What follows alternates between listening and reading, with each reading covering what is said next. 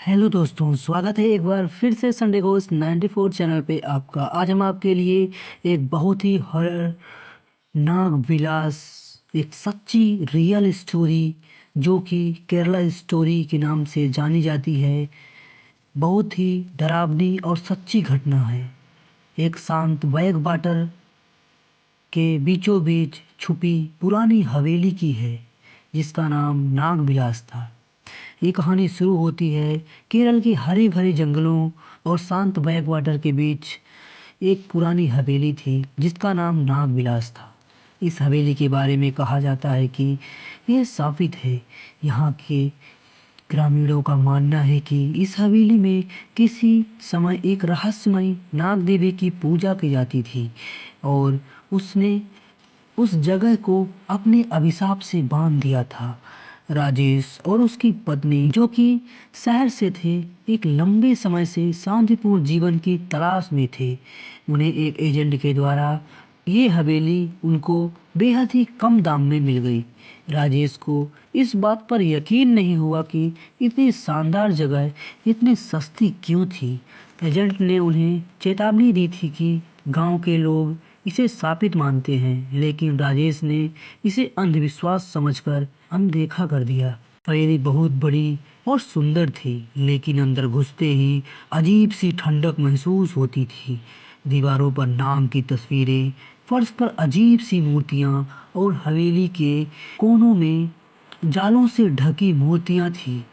कविता को यह देखकर घबराहट हुई, लेकिन उसने सोचा कि यह सब पुरानी चीजें होंगी। पहली ही रात जब राजेश और कविता सोने के लिए अपने कमरे में गए तो वहां हवेली में एक अजीब आवाज गूंजने लगी। ऐसा लग रहा था कि जैसे कोई फर्श पर भारी कदमों से चल रहा हो। राजेश ने इसे हवा का शोर समझकर टाल दिया, लेकिन कविता ने महसूस किया कि जैसे कोई उन्हें देख रहा हो। आधी रात को कविता की नींद एक चीख सुनकर खुल गई। उसने देखा कि कमरे के कोने में एक साया खड़ा था। उसकी आंखें लाल थीं और उसका शरीर सांप की तरह लहरा रहा था।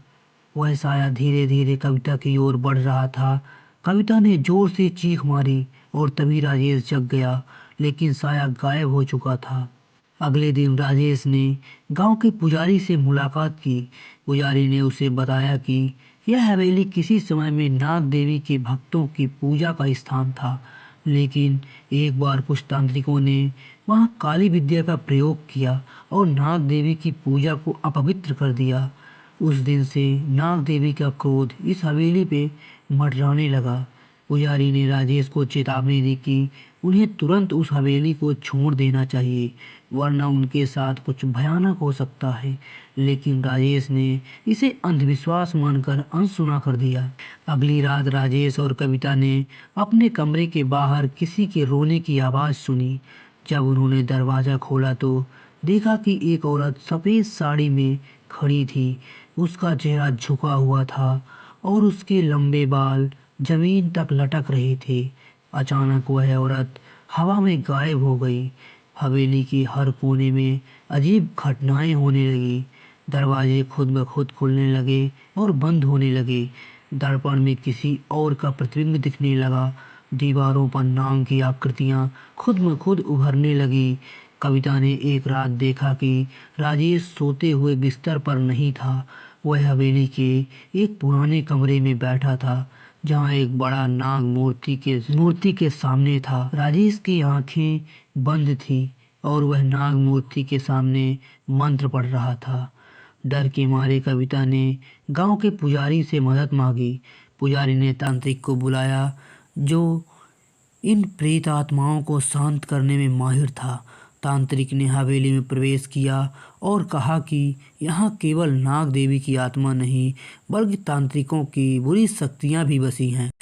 तांत्रिक ने हवेली में रात भर यज्ञ किया। जैसे जैसे मंत्र पढ़े जा रहे थे, हवेली कांपने लगी। नाग देवी का विशाल रूप सामने आया। उसकी आंखों से आग निकल रही थी। उसने कहा कि जो लोग हवेली में रहते हैं उन्होंने उसे अपवित्र कर दिया है और अब इस सांप को खत्म करना असंभव है। यज्ञ के दौरान हवेली में एक जोरदार धमाका हुआ। तांत्रिक ने सभी को हवेली छोड़ने का आदेश दिया, लेकिन राजेश अंदर ही फंस गया। कविता चीखती रही, लेकिन कोई उसे बचा नहीं सका। जब सुबह हुई तो लोगों ने देखा कि पूरी हवेली खंडहर बन चुकी थी। राजेश का शरीर अंदर से मिला। लोग कहते हैं कि वह नाग देवी के क्रोध का शिकार हो गया। कविता अब भी गांव में रहती है, लेकिन उसकी मानसिक स्थिति बिगड़ चुकी है। वह बार बार एक ही बात कहती है, नाग देवी ने मुझे छोड़ दिया, लेकिन राजेश को अपने साथ ले गई। ग्रामीण कहते हैं कि आज भी रात को नागविलास के खंडहरों से चीखने की आवाज़ और मंत्रों की गूंज सुनाई देती है। कोई भी उस हवेली के पास जाने की हिम्मत नहीं करता है। आपको हमारी कहानी कैसी लगी? हमारी वीडियो को लाइक, शेयर, सब्सक्राइब करें चैनल को। मिलते हैं नेक्स्ट वीडियो में। राम राम।